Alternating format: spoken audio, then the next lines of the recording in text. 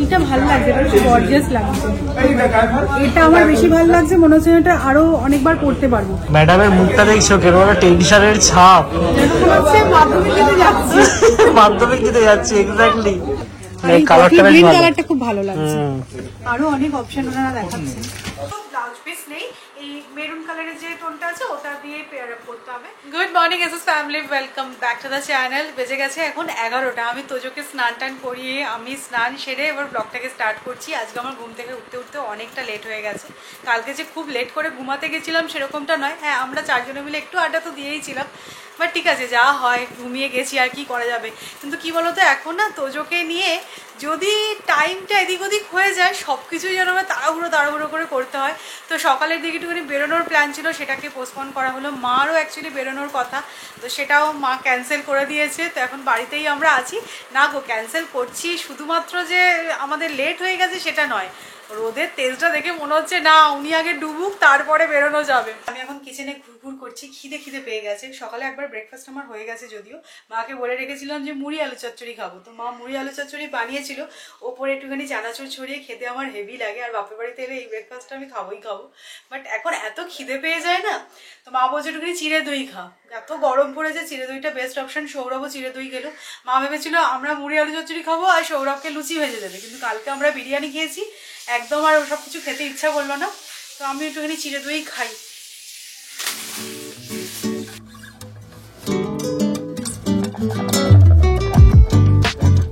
এ বাড়িতে আসলে না কোথা দিয়ে যে সময় কেটে যায় বোঝা যায় না, মানে শুধু রঙর চলে। আমার বাবা একটার পর একটা কাণ্ড ঘটায়। তো কি করেছে বলো তো, আমি এসে দেখলাম যে আমাদের বাইরের মেন গেটটা না পুরো রঙের ছিটে লেগে আছে। তো আমার বাবা নিজে হাতে কোলাপসেবল গেট রং করেছে, আর সেটা না ব্রাশ দিয়ে করেছে। ওনারা করেন দেখবেন কাপড়ের মধ্যে রং নিয়ে করে, তো থেকে ছিটায় না।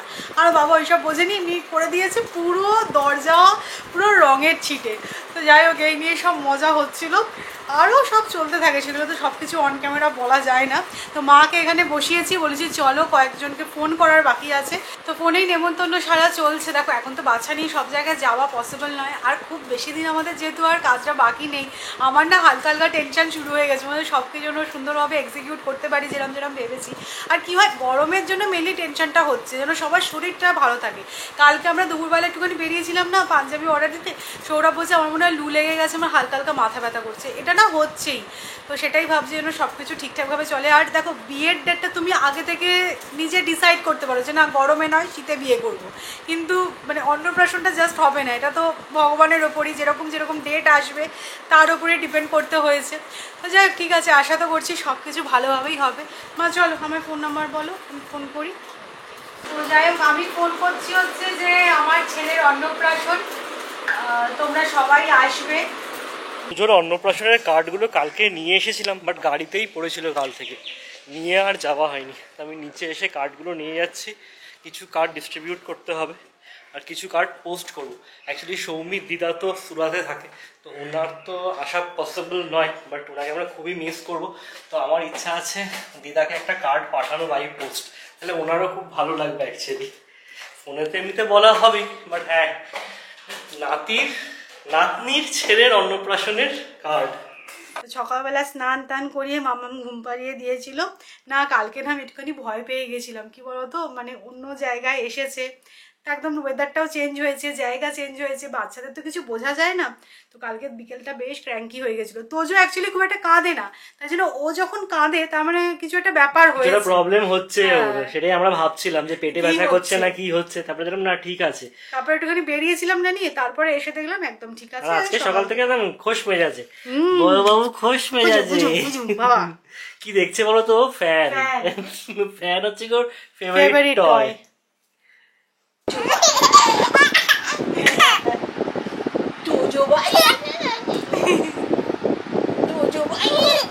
দিদুনের সাথে এখন খেলু হচ্ছে।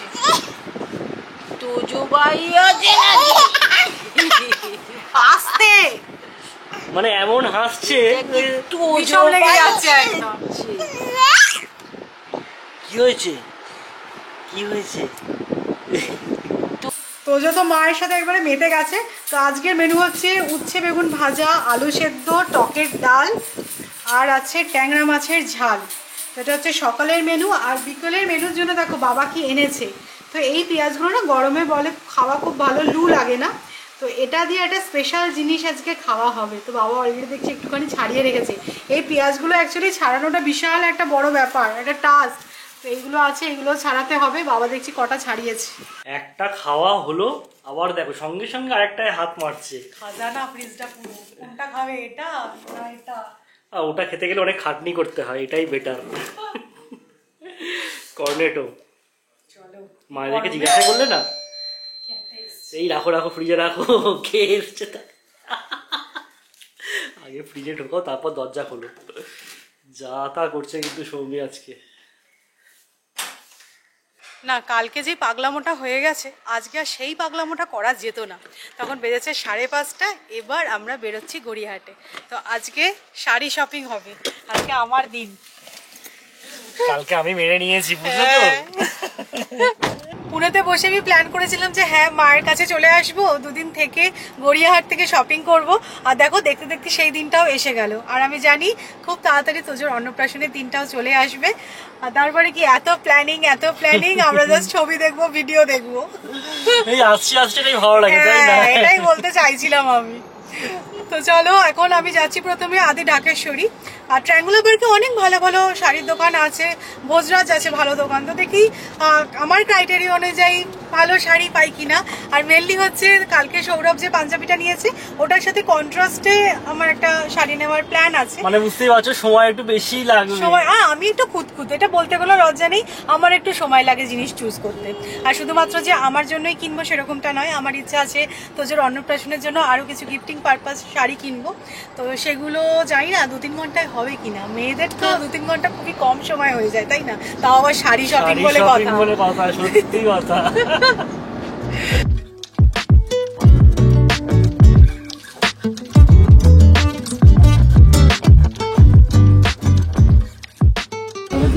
বডিতে কোনো বুটা নেই।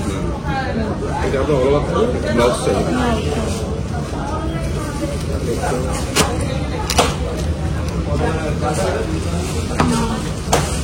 আপনি কালারটা বললেন তো যাবেন, সেই হিসাব করে আমি কালারগুলো আনলাম। হ্যাঁ হ্যাঁ একদমই ঠিকই করেছেন। এই কালারটা একদম বেস্ট ম্যাচ। আমি যদি কাতান বেনারসি না নিয়ে অন্য কিছু অপশন, এটা ছেলে অন্নপ্রাশন তো নাও।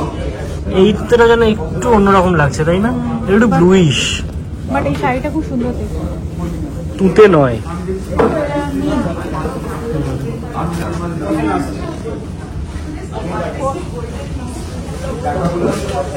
এটা কন্ট্রাস্টে ব্লাউজটা দারুণ লাগবে এটা দিয়ে পরলে। এটা ডুয়াল টোন, এইটা ভালো লাগছে, এটা বেশ গর্জিয়াস লাগছে। এটা আমার বেশি ভালো লাগছে, মনে হচ্ছে এটা আরো অনেকবার পরতে পারবো। এটা মানে মেন অকেশনেই ভালো, তো বুঝতে পারছি না। এই শাড়িটা সত্যি ভালো লাগছে। আমার আরেকটা শাড়িও খুব পছন্দ হয়েছিল, এই শাড়িটা।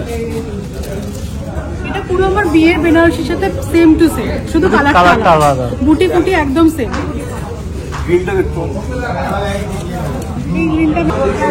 কালকে সৌরভ যে পাঞ্জাবিটা নিয়েছে তাতে অল্প একটু তুতের টাচ আছে। তো দেখো এখানে শুধু তুতের সামনে আমি বাঁধ নিয়েছি, মানে কন্ট্রাস্টে পরার প্ল্যান হচ্ছে আর কি। আর এই দাদাকেও সমানে আমরা বলে যাচ্ছি তুতের শাড়ি দেখান, তুতের শাড়ি দেখান।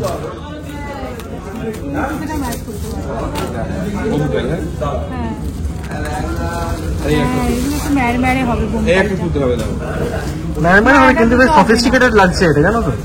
না এইটা হবে না, এইটা ভালো। এইটা না, এইটা হ্যাঁ।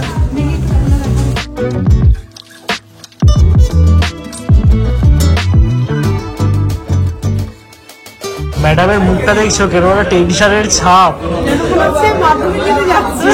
মাধ্যমিক দিতে যাচ্ছে, এক্স্যাক্টলি। একটা মানে বিশাল কাজ করতে এসছে, শাড়ি চুল, আমার পা ব্যথা হয়ে গেছে। পারিনি, তোর জন্য মাকে বাড়িতে রেখে এসেছি। এবং মাকে দিদিকে সমস্ত ফটো পাঠানো হচ্ছে।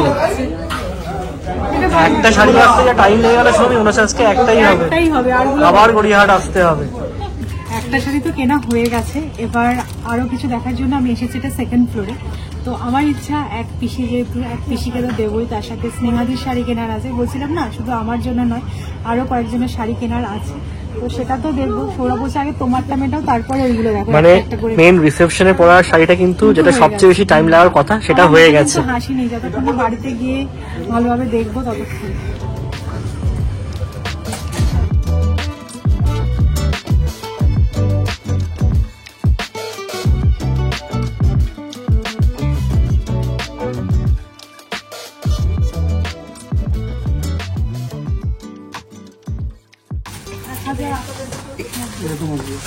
না না, আমার লাল লাগবে, পিঙ্ক করবো না, আমার লাল সাদা, মানে লাল সাদাটা দিও না, অফ হোয়াইটটা। এই টাইপের জিনিস কোয়ালিটি এইটা। এটা কিন্তু খুব ভালো লাগছে এই শাড়িটা।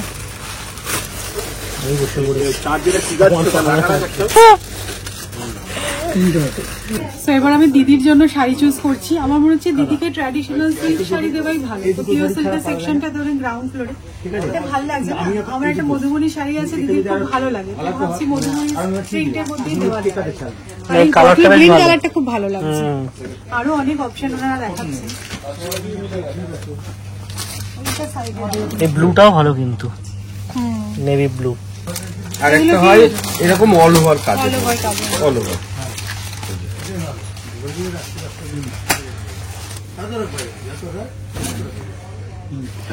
আসল এটা বডি, কুচির জায়গাটা এটা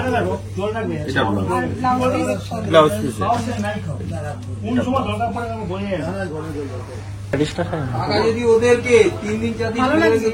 খুবই ভালো লাগছে। আমার কাছে না কটন বোমকাই আছে, বাট সিল্ক বোমকাই নেই। তো আমি সকালের অনুষ্ঠানের জন্য বোমকাই দেখছি, তো ওনারাই সাজেস্ট করেন আমাদের যে সিল্ক বোমকাই দেখতে পারেন। এগুলো ট্র্যাডিশনাল শাড়ি, খুব বেশি জড়ি নেই, সকালের অনুষ্ঠানের জন্য একদম অ্যাপ্রোপ্রিয়েট। আর এটা একটা কালেকশনও থাকবে। মানে আঁচলটা খুব ভালো না, খুব সুন্দর, ভালো লাগছে। বোমকাইয়ের আরো অপশন দেখাচ্ছে। আরো একটা অপশন, তবে এটার থেকে ওটা আমার বেশি ভালো লেগেছে। এটা রেড।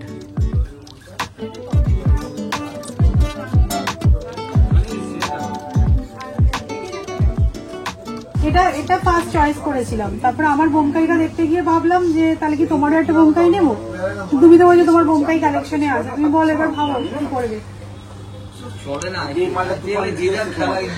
দিদি পুরো একদম ঘেটে গেছে, দিদি ঘেটে গেছে। কি করবে বলো। বাট আমার না সিল্ক তো দিই, সবসময় সিল্ক দেওয়া হয়, কিন্তু আমার মনে হচ্ছে বোমকাইটা নিই। আমি একটা বোমকাই নিয়েছি, তো আমার মনে হচ্ছে দিদির জন্য তাহলে কি একটা বোমকাই নেবো। এক্স্যাক্টলি এই রিজনের জন্যই না আমি ভেবেছিলাম যে আমি গড়িয়াহাট থেকে শপিংটা করবো, কারণ আমি জানি কোথায় কি পাওয়া যায়।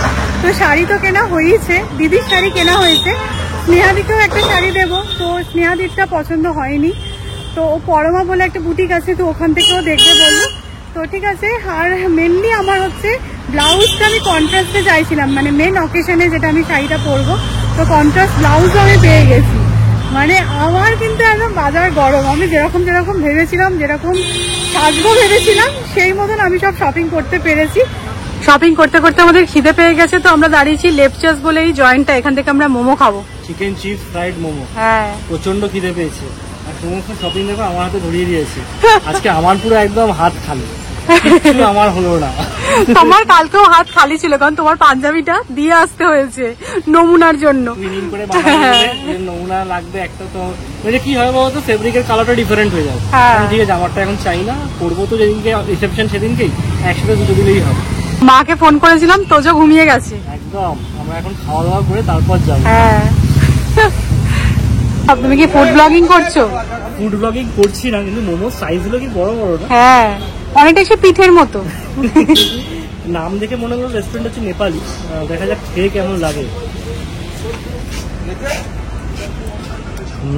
ভালো, খুবই ভালো। কি অবস্থা দেখো, সৌরভ আমাকে ড্রপ করলো, আমি এখন রিক্সা করে বাড়ি যাচ্ছি, কারণ আর তোর জন্য খাবার সময় হয়ে গেছে। আমি একটা ভিডিও রেডি করে আসতে পেরেছিলাম, তো আমাদের পেট্রোল রিজার্ভে চলে গেছে, তো আবার গেল পেট্রোল পাম্পে। আমি যে আমার অত সময় নেই, আমাকে বাড়ি ফিরতে হবে। তো আমি এখন টোটো করে বাড়ি ফিরছি, সৌরভ পেট্রোল ভরিয়ে তারপরে আবার আসবে। কি বলবো। বাড়ি ফিরে ফ্রেশ হয়ে আগে তোজোকে খাওয়ালাম, তারপরেই মাকে সব শাড়িগুলো দেখিয়েছি, দেখো কীরকম হয়েছে না হয়েছে। তো মানে রিসেপশনের শাড়িটা তো আমারও খুব পছন্দ হয়েছে, আর মাদেরকে আমি যেই শাড়িগুলো দেখাচ্ছিলাম ওই শাড়িটা কিন্তু আমি নিইনি, তাই জন্য আমি ভাবছিলাম বাড়ি এসে কি বলবে না বলবে। মা বলো দারুণ হয়েছে, মেনলি ওটার সাথে কন্ট্রাস্টে আমি একটা ব্লাউজ কিনেছি, সেটার জন্য আরও দারুণ লাগছে। দেখো ওরা যেগুলো দেখাচ্ছিল না বেনারসি টাইপের, ওগুলো না পুরো মনে হচ্ছিলো যেন আমার বিয়েরই অনুষ্ঠান, সেটা আমার ভালো লাগছিল না, তো একদম সিম্পলের মধ্যেই আমি নিয়েছি। বাট আজকে আমি দেখাবো না, কারণ তোজো আর সৌরভের যে আউটফিটটা সেটা তো এখন আমরা হাতে পাইনি, সবে বানাতে দিয়ে এসেছি, তো একসাথে তিনজনের আউটফিটটা তোমাদের সাথে শেয়ার করব। তো যাই হোক, আর যে দুটো শাড়ি নিয়েছি মানে আমার জন্য আর দিদির জন্য, মানে ননদ আর ভাজের শাড়িটা তোমাদেরকে দেখিয়ে দিচ্ছি। তো বোমকাই নেওয়া হয়েছে, আর সত্যি কথা বলতে সৌরভ আমাকে খুব হেল্প করে, মানে এই 7 বছরে আমি যেখানে যখনই শপিংয়ে গেছি না কেন সৌরভকে বলেছি হ্যাঁ একটু তো দেখো ছেলেরা গ্যাগুই করবে, কিন্তু না হেল্পও করেছে। অনেকক্ষণ আজকে সময় লেগে গেছে গো, এক্সপেক্ট করিনি যে এতটা টাইম লাগবে। আর আমি একটা জিনিস ভেবে গেছিলাম যে হ্যাঁ যাচ্ছি ঢাকেশ্বরীতে, ওখান থেকেই চুজ করব, যদি নিতান্ত পছন্দ না হয় তখন ভাববো, মানে এদিক ওদিক করতে গেলে না আরও আমার সময় চলে যেত। আমি যে শুধুমাত্র হেল্প করি সেরকমটা না, আমার অপিনিয়নও ম্যাটার করে, তাই তো? 7 বছর ধরে সৌরভের সাথে শপিং করে করে এখন তো ভাইসটাও মোটামুটি ম্যাচ করে, মানে সৌমির যা যা ডিসিশন হয় তার মধ্যে আমার কিছু কিছু অপিনিয়ন থাকেই। একদমই তাই। তো আমি না অনেক এদিক ওদিক শাড়ি দেখছিলাম, সৌরভ বললো যে না আর কিচ্ছু এদিক ওদিক দেখো না, সেই বোমকাইটাই নাও, যেটা গায়ে পিঠে দেখাচ্ছিলাম ওটাই আমি নিয়েছি। তো রেড, বাট আমার মনে হচ্ছে ক্যামেরা একটু বেশি ইয়েলোইশ লাগছে না? এতটা ইয়েলোইশ নয় এটা, যাই হোক এটার সাথে রেডের কম্বিনেশন আছে। তো সৌরভ তোজোর যেই কালার কম্বিনেশনে পাঞ্জাবি পাজামা পরবে তার সাথে কন্ট্রাস্টে আমি শাড়িটা নিয়েছি, সেটা তোমাদেরকে পরে দেখবে, এখন বলছি না, তবে তোমরা বুঝে যাবে। তো এই রেডটা হচ্ছে কি আমার আর তোজোর পাঞ্জাবির কালারটা। তো এটা আমরা হচ্ছে রিচুয়ালসে সকালে বেলা পরবো বলে, তো এটা হালকা ফুলকার মধ্যে খুব বেশি জড়ি নেই, তো এটা খুব ভালো লাগে। মানে সৌমি প্রথমে না রেড শাড়ি দেখছিল, তারপরে মনে হলো যে আমি তোজো সৌমি তিনজনের রেড পরে জার্সি হয়ে যাবে, তো কন্ট্রাস্টে সৌমি থাকলে বেটার ছবি উঠবে, তাই না? এটাও আমার অপিনিয়ন। না তবে এটার সাথে কিন্তু ব্লাউজ পিস নেই, এই মেরুন কালারের যে টোনটা আছে ওটা দিয়ে পেয়ার আপ করতে হবে, তো ওটার আমার একটা ব্লাউজ আছে, তো ভালোই হলো, আমাকে আর ব্লাউজ বানাতে দিতে হবে না। আর দেখো দিদির জন্য আমি সেম শাড়ি নিয়েছি, বলছি না ননদ ভাজ একদম সেম টু সেম, তবে দিদির কালার কম্বিনেশনটা আলাদা। এই যে এরকম আমার না এত ভালো লাগলো, আমি দিদিকে বললাম যে না পিওর সিল্ক না, পিওর সিল্ক তো দেওয়া হয়, আর পিওর সিল্কটা অলমোস্ট আমরা ফাইনাল করেই ফেলেছিলাম, বিল্ডিং এ যাবো দিদিকে পিওর সিল্ক নয় এরকম বোমকাই দেওয়া যায়। তো এটা হচ্ছে দিদির এই বডিটা, এটাও আর আমার সাথে অনেকটা সিমিলার, কিন্তু এই পাড়ের কালারটা ডিফারেন্ট। হ্যাঁ এরকম পার্পল কালারের খুব ভালো লাগছে। একটা কথা আছে না, বেটার লেট দ্যান নেভার। এই জাস্ট আমি একটা ফোন কল রিসিভ করলাম, সেই যে দিদির সেই পার্সেল সেটা ফাইনালি পাওয়া গেছে। আমাকে একজন ফোন করে বলছে তাদের সোসাইটির সিকিউরিটি কেবিনে একটা পার্সেল রাখা ছিল, তাদেরও ফ্ল্যাট নাম্বার হচ্ছে 506, ভুল করে সেই সোসাইটিতে গিয়ে দিয়ে এসছে সেই পোস্টম্যান। তো বলছে যে এসে নিয়ে যান। আমি বলছি এখন তো আমি নিতে পারবো না, আপনার কাছে রেখে দিন, আপনার ফোন নাম্বারটা আমি সেভ করে রাখলাম, যখন পুনে যাবো আপনার থেকে কালেক্ট করে নেবো। দিদিকেও খবরটা দিই, দিদিও খুব আফসোস করছিল যে ওদের জন্য পাঠালাম জিনিসগুলো, ওর কাছে পৌঁছলো না, খারাপ লাগছিল। দিদিকেও খবরটা দিই, যা ফাইনালি পাওয়া গেছে, ভাবতে পারিনি পাবো যে। সকালেই ছোট ছোট ধানি পেঁয়াজগুলো তোমাদেরকে দেখাচ্ছিলাম আর বলছিলাম যে আজকে ডিনারে একটা স্পেশাল মেনু আছে। কি মেনু বলো তো? কারা কারা এই গরমে খাচ্ছ? পান্তা ভাত। এটা কিন্তু সৌরভ একদমই খায় না, তাই আমার খাওয়া হয় না, বাট আগে আমি খেতাম না, এখন আমার খেতে খুব ভালো লাগে। তো আজকের মেনুতে আছে পান্তা ভাত, তার সাথে লেবু, ধানি পেঁয়াজ, আর এই দেখো আলু পেঁয়াজ ভাজা। তবে এটা কিন্তু আলুর চপ দিয়েও খেতে খুব ভালো লাগে। তো যাই হোক, চপ তো হয়নি, আলু পেঁয়াজ ভাজা, আর তার সাথে মা একটুখানি লঙ্কার তেল বানিয়ে রেখেছে, তোফা খাবার। আলু সেদ্ধও আছে, কিন্তু আমার অনেকটা আলু পেঁয়াজ ভাজা আছে বলে আমি না, আমি আলু সেদ্ধ নেবো না। তো এটাই হচ্ছে আজকে সেই স্পেশাল মেনু, পান্তা ভাত। অনেক দিন পর খাবো আমি, মানে বিয়ের পর আর খাওয়া হয়নি, তাই না? তো মাদের খাওয়া হয়ে গেছে, আমি আমার পান্তা ভাতটা একদম আরামসে বসে খাবো। সৌরভেরও খাওয়া হয়ে গেছে। মা বলছিল যে পান্তা ভাত তো ও খায় না, কি করবে কি করে, বলছি তোকে একটা হাঁসের ডিমের ঝাল করে দাও। রুটি, হাঁসের ডিমের ঝাল আর আলু পেঁয়াজ ভাজা খেয়ে নিয়েছে। চলো আমি ভালো করে খাই, তৃপ্তি করে।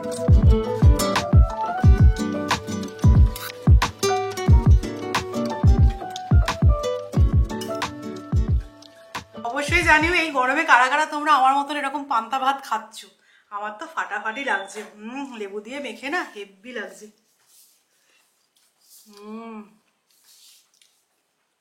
তো চলো আজকের মতো ব্লগটা এখানেই এন্ড করছি। আজকে সিরিয়াসলি দারুণ খেলাম পান্তা ভাতটা।